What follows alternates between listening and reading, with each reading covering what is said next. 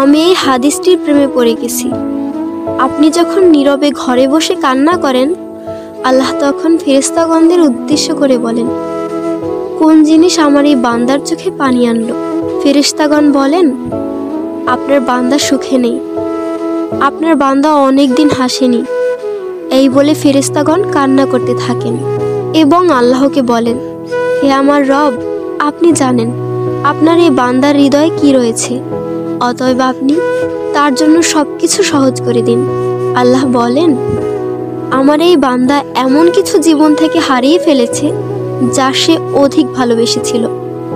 অতএব আল্লাহ বলেন, আমি শপথ করছি, আমার বান্দা তার জীবন থেকে যা হারিয়েছে এর চেয়ে উত্তম জিনিস তাকে এনে দেব, যা দেখে দুনিয়া ও আখিরাতের সবাই বিস্মিত হবে। আলহামদুলিল্লাহ।